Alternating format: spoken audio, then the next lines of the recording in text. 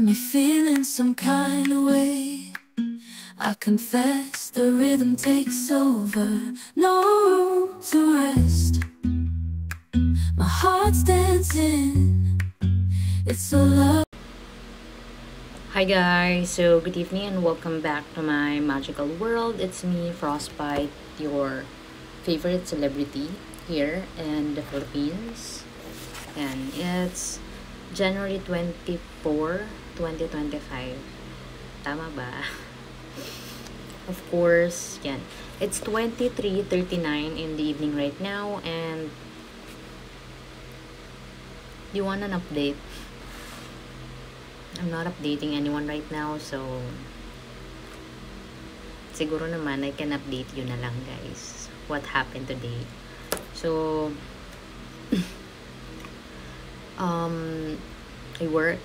I still work, you know, with a lot of dedication, but only in the morning because I went outside.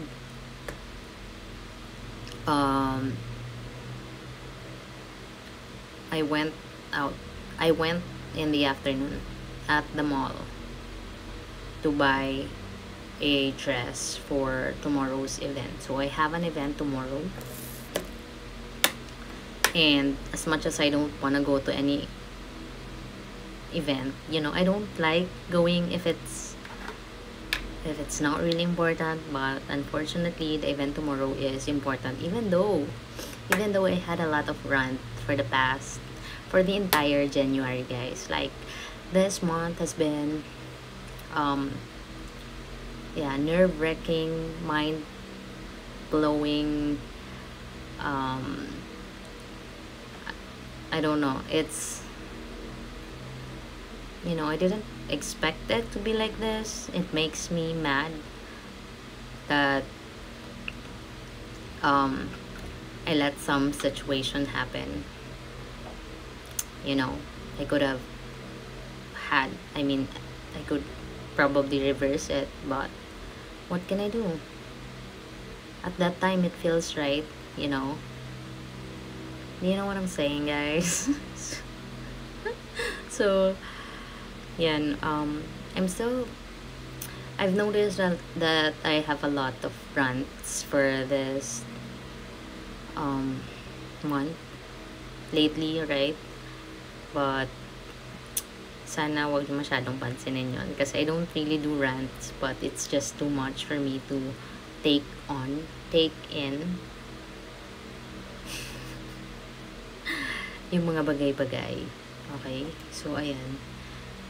Of course, I'm still going to read for you.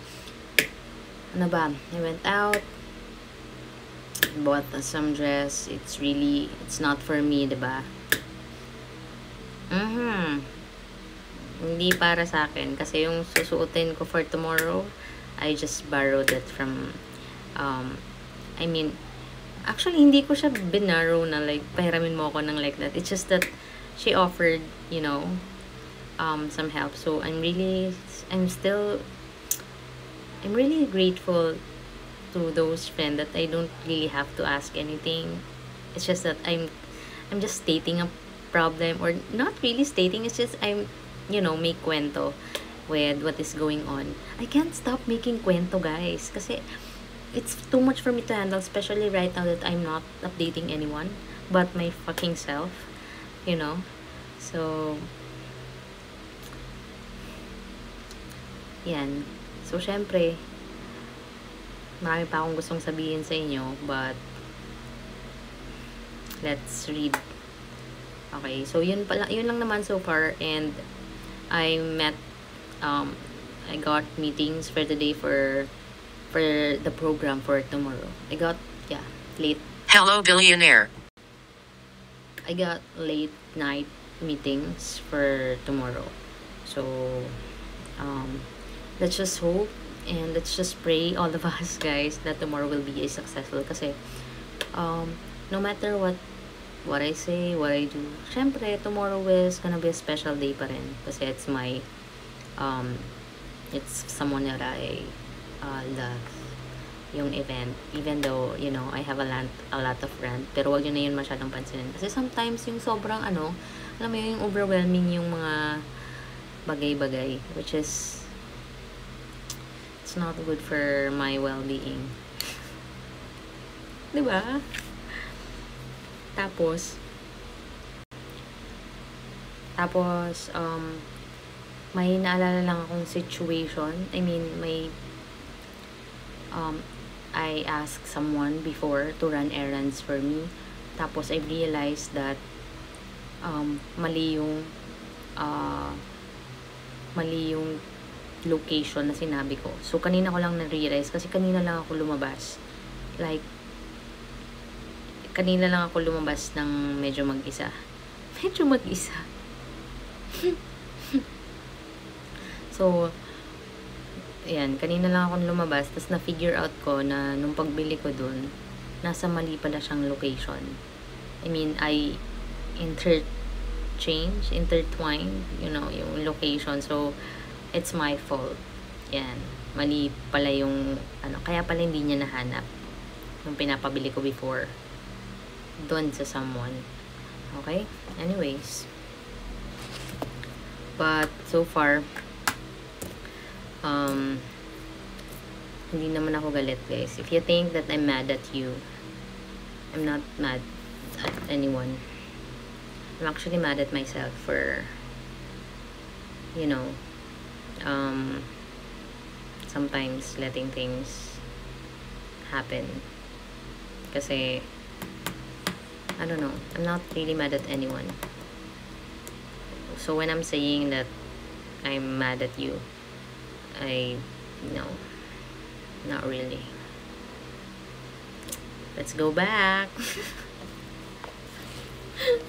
Shoot, taba ka nanonood. Anyways. So, if you look at these events through the lens of the naive perspective, you will focus only on what other people have done to you. The mistreatments you endured from them, the slights of injuries you felt. Instead, you must turn this around and begin with yourself. How you saw in others qualities they did not possess, or how you ignored signs of dark sides to their nature. Okay, so parang figuring out red flags at an early stage. So since I'm a fire sign and tingnan nyo, may cute na butiki sa likod. May baby lizard. So, I'm just saying na me as a fire sign, mahilig kaming to test the limit. I sometimes really thought that I can handle anything. But lately, and then I regret. Kasi hindi ko na-anticipate yung possible things. I always thought that I can manage it. But sometimes, my gosh. Kaya, kayo guys, if kaya nyong iwasan yung mga bagay-bagay that in the end will not be good for you, iwasan nyo na lang. Huwag na kayong gumaya sa akin. Baka ma-misinterpret ng iba yung iniisip ko baka feeling nyo alam nyo yung iniisip ko, but no. Okay? So, ayan. So, in doing this, you will be able to clearly see the discrepancy between your illusions about who they are and the reality, and the role you played in creating this discrepancy. So, ang mapapaya ko lang, when it comes to men, just notice their actions. So, ako kasi, personally, hindi talaga ako nadadala sa words. Even with friends. Diba, sabi ko sa inyo, ang laki ng trust issue. So, hindi talaga ako naniniwala. Like, minsan nga, pag sinasabi ng mga kaibigan ko na susunduin nila ako, I'm not really actually moving anything. Like, I pack up last minute kasi I just wanna make sure that they are actually there. So, sobrang lala ng trust issues ko. Minsan, nagpe-prepare ako, but rarely. Kaya, when they will know kasi sabog-sabog yung stuff ko. It's always been like that. Even when I'm in different locations. Siguro, may super trustworthy people lang ako na nagpe-prepare talaga ako na I know that they will be there at the exact time. See, one of that is my good friend, which is she's Lara, you know. Yung previous surname niya ata is Lara. Si Lian Lara. She's married now. We're no longer talking that much, but you know, she is. You know that you can trust. There are people that you can actually trust, but she's one of those people. Tsaka she's been there when she's also right there when I'm, you know, in my one of my downtimes. So yan, she'll be having her baby soon. So yan, congratulations, even though hindi naman siya nakasubscribe sa channel ko. In case in the future she'll see this. So yan, going back. So if you look closely enough, you can often perceive in your relationships with bosses or superiors reenactments of the childhood family dynamic, and idealizing or demonizing that has become habitual. So by making yourself aware of the distorting process of the naive perspective, you will naturally grow less comfortable with it. You will realize that you are operating in the dark, blind to people's motivations and intentions, vulnerable to the mistakes and patterns that occurred in the past. You will feel lack of real connection to other people. By the way, guys, if you think that I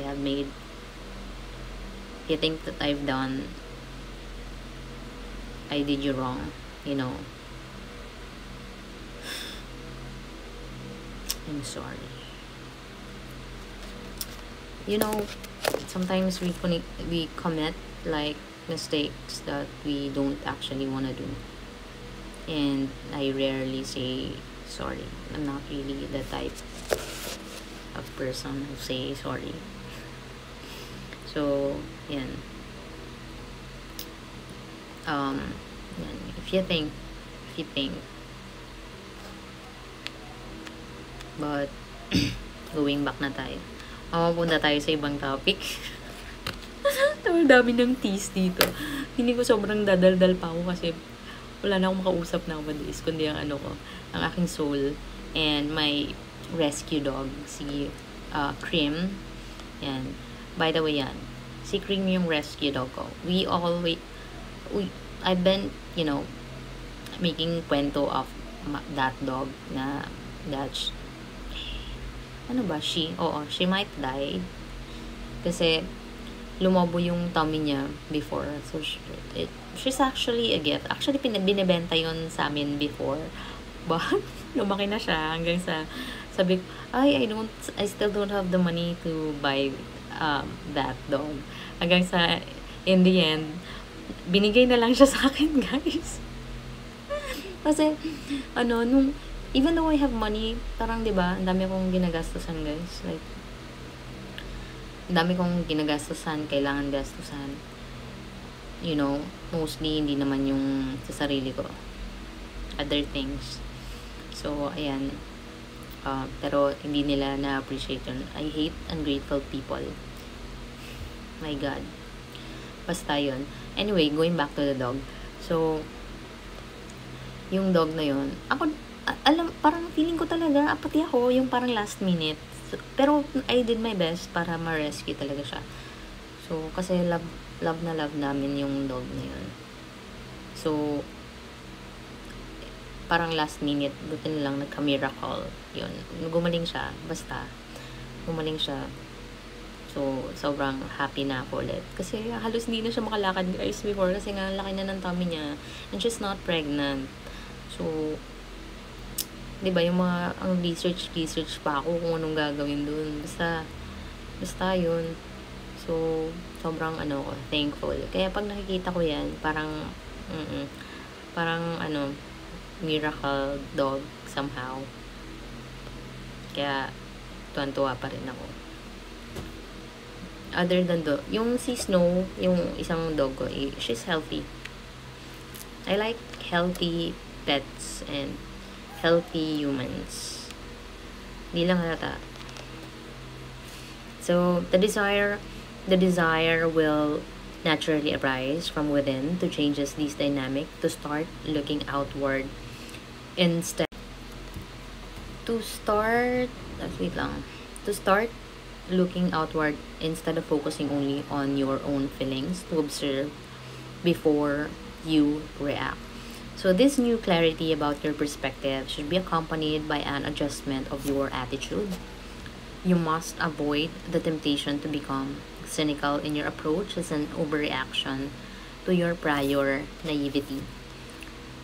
The most effective attitude to adopt is one of supreme acceptance. The world is full of people with different characters and temperaments.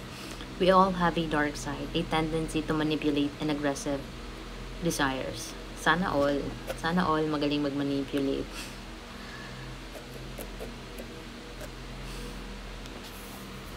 So the most dangerous types are those who repress their desires or deny the existence of them, often acting them out in the most underhanded ways. Some people have dark qualities that are especially pronounced.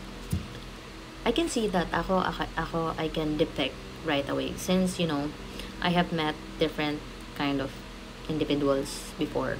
So medyo sorry pero magaling talaga ako mangilatis ng tao. Pero yun guys. So you cannot change such people at their core, but must merely avoid becoming their victim. You are an observer of the human comedy, and by being as tolerant as possible, you gain a much greater ability to understand people and to influence their behavior when necessary. Okay? So, okay lang kayo guys. Ako medyo pagod. Nakakapagod yung paghahanap ng dress. Kasi, sobrang arte ng kasama ko. My gosh. Yung, parang, feeling ko, alam mo yun, yung maarte na ako, pero, yung kasama ko, parang times 100. Alam mo, nakakahiya kanina, guys. Wait lang. Yung, ako yung nakamask ako kanina nung nasa labas kasi yung road medyo maalikabok ngayon outside. Hindi dahil sa DPWH, maraming inaayos na kalsada. So, nakamask ako kanina. Pero yung kasama ko guys, hindi nakamask. Pero my gosh, kulang na lang, bigyan ko siya ng mask guys. Sobrang arte. So, ayan, ako na yung nahihiya eh. Parang gusto ko na ibigay yung mask niya, pero kailangan ko din. I mean, yung mask ko, gusto ko na ibigay sa kanya. So, with this new awareness and attitude in place, not because of the DPWH, yung ang arte niya dahil sa may naamoy siyang stinky smell or, unpleasant smell. So with this new awareness and attitude in place, you can begin to advance in your apprenticeship in social intelligence. These intelligence consists of two components, both equally important to master. First, there is what we shall call specific knowledge of human nature, namely the ability to read people. Yan. Ako ata to. Edward Cullen. So to get a feel of how they see the world and to understand their individuality. Second, there is a general knowledge of human nature, which means accumulating an understanding of the overall patterns of human behavior that transcend us as individuals, including some of the darker qualities we often disregard because we are all a mix of unique qualities and traits common to our species. Only the possession of both forms of knowledge can give you a complete picture of the people around you. Practice both forms of knowledge, and they will yield invaluable skills that are essential in the quest for mastery. So we have here subtopic ulit. So listen up guys.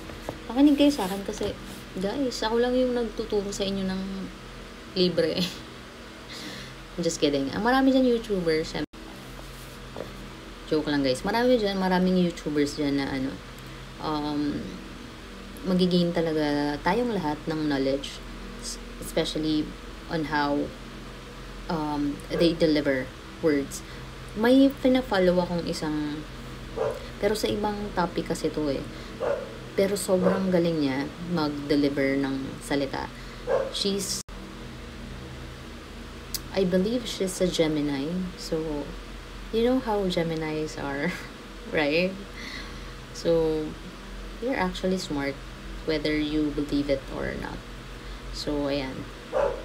So yung how she delivered is so, I really like it. So the way that it will be delivered to you, parang ako yung grasp ko dun sa every time she say something, sobrang parang smart niya.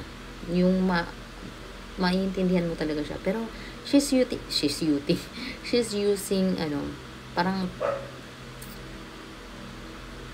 normal naman yung English, but sometimes may mga highfalutin or idiomatic shit siya na sinasabi. So wala lang, I just know that woman is smart AF.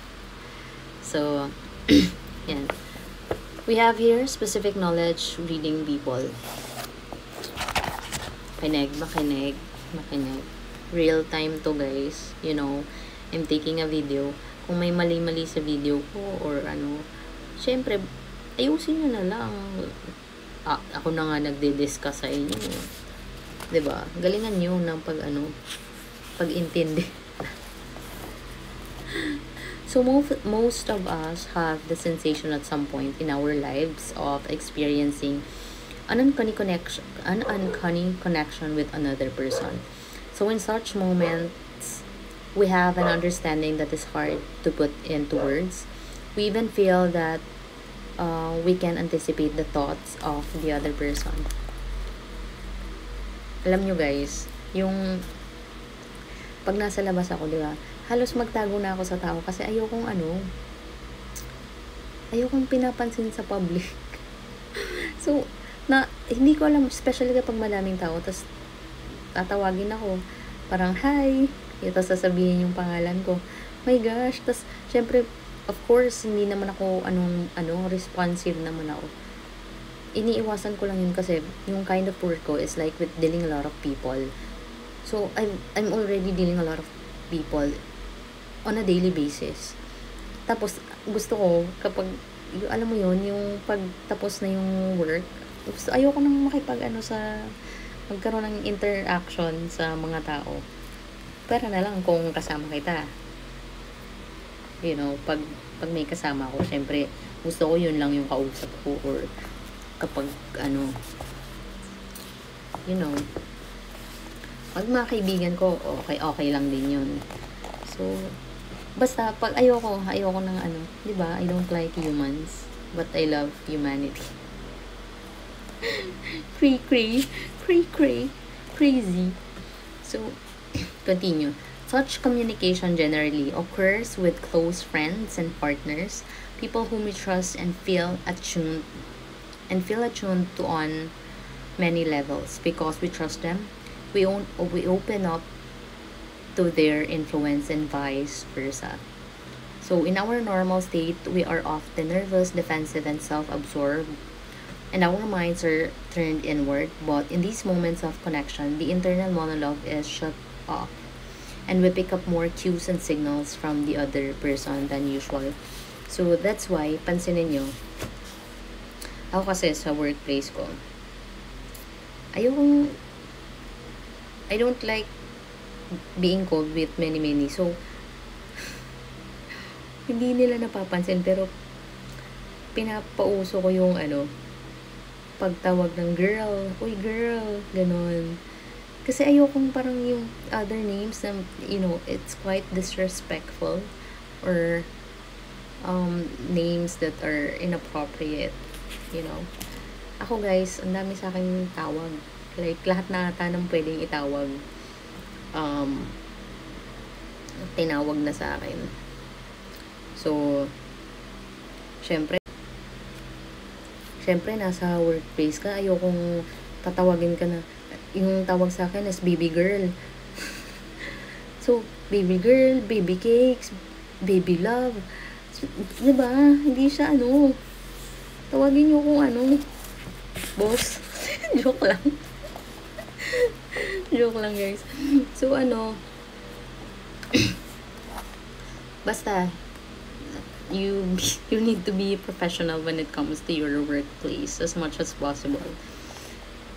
Ang hirap kasi i-implement yung professionalism kapag yung mga kasama mo hindi naman, they are not professional, and yung ugali pa nila is so unprofessional. So, basta, iwasan nyo yun guys, kasi iba naman yung sa work, di ba?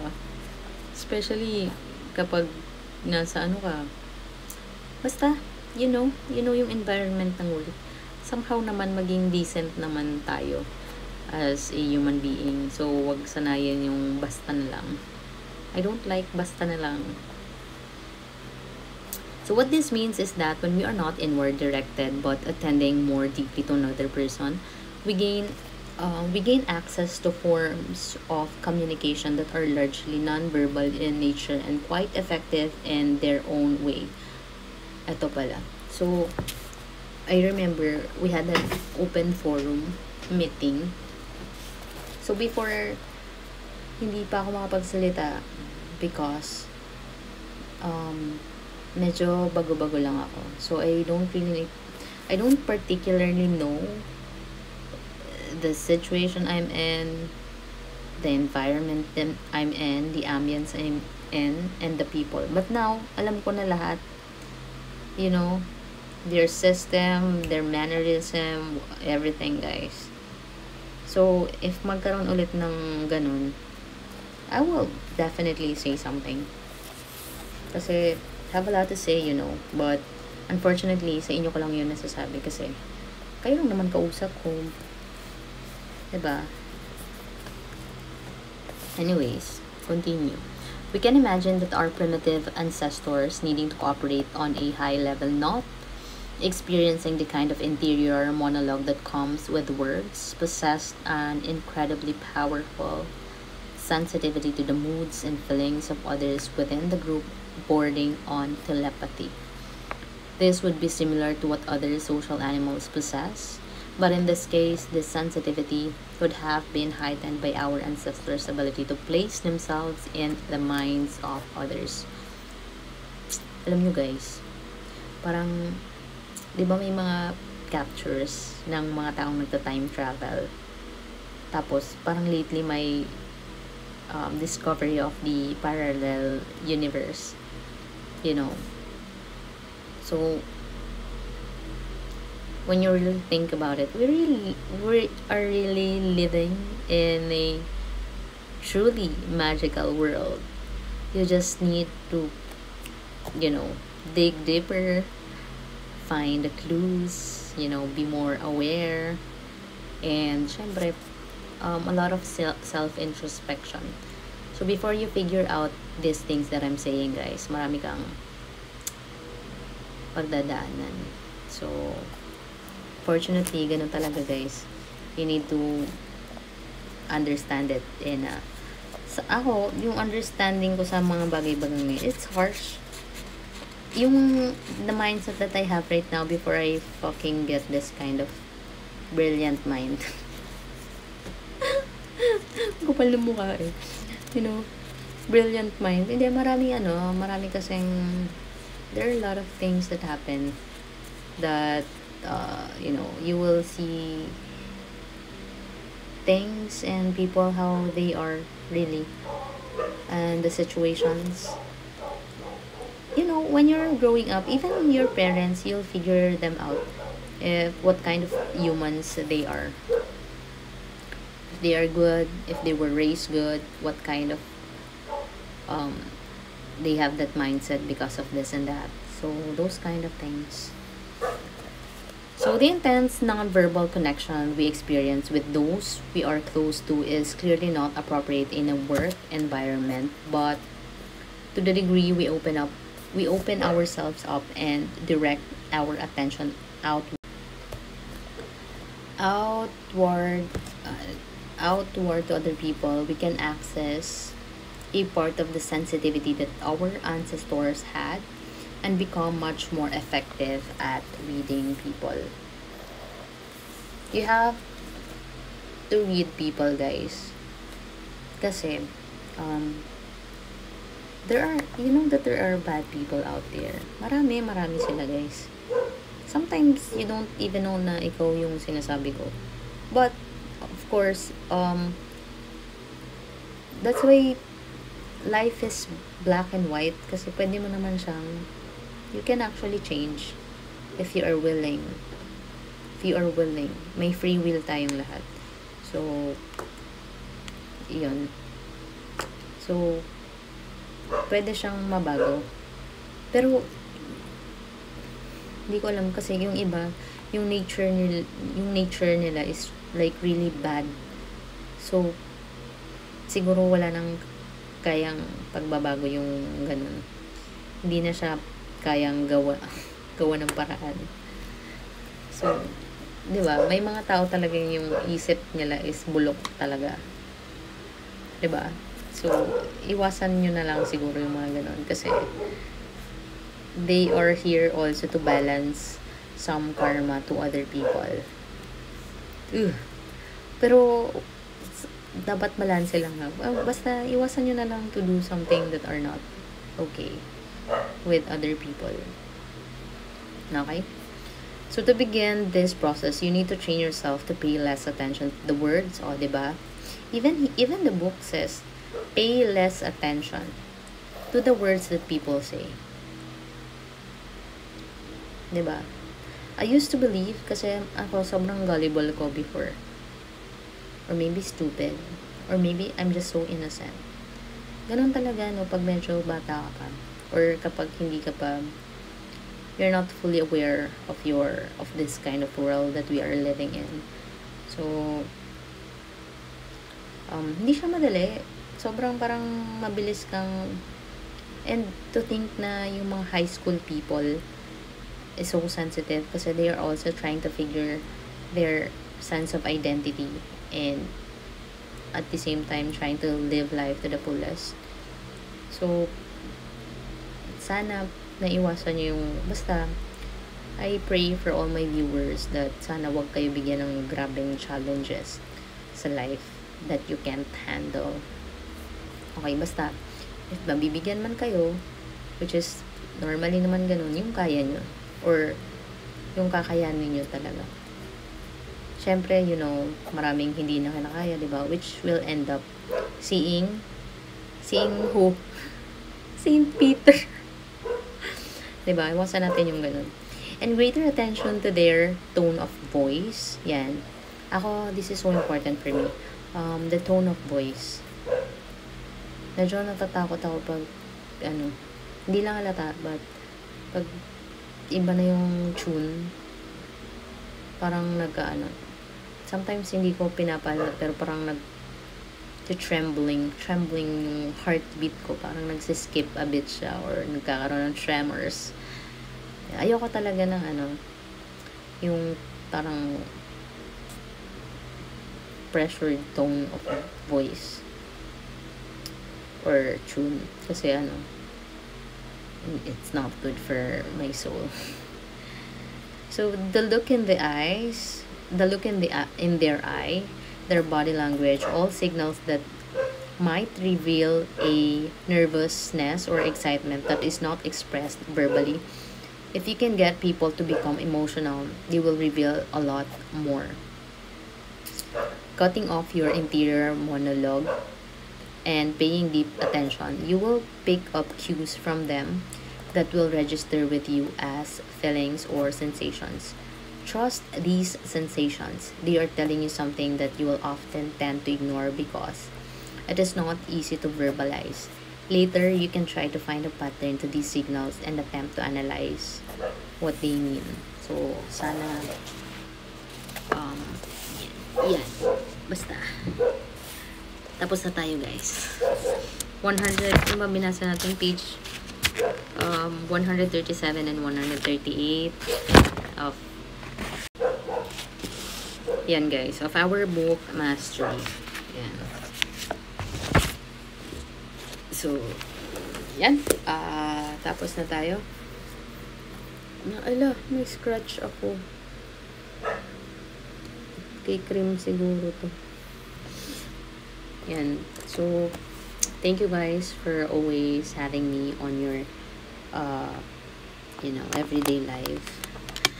Yung mga solid viewers, especially super thankful ako dun sa mga tinatapos talaga yung video ko. Kasi 'di ba? Ang akin lang, we cannot read a book. Sobrang nakakatamad siya. But knowing you are listening, kahit nasa background lang, 'di ba, yung yung voice, 'di ba, when you're driving your car, when you're driving your motorcycle, when you're sleeping under the tree, 'di ba? So kapag tinatapos nyo yung videos ko, sobrang na ako, happy. Ayan. So ayan. So okay na, guys, medyo sumasakit na likod ko. So na mag-rest. Tomorrow I'll run a lot of errands. 'Di ba? Dami naman kailangan. So inisip ko na, wow, Saturday wala akong pasok. Pero marami pa rin gagawin. 'Di ba? Parang wala na akong pahinga, mga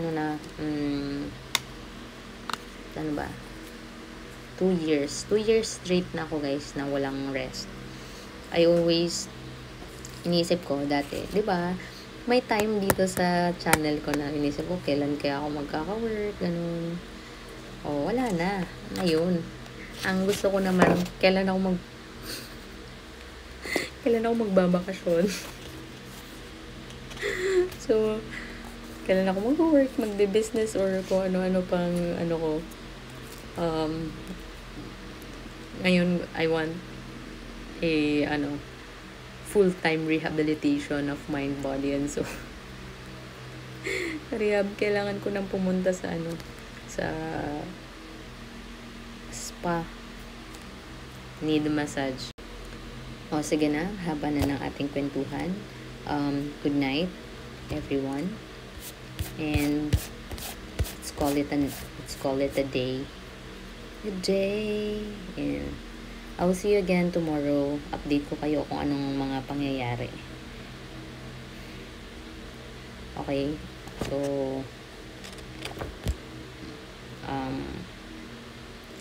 bye. Conquest. Oh, the melody. It's smooth and sweet.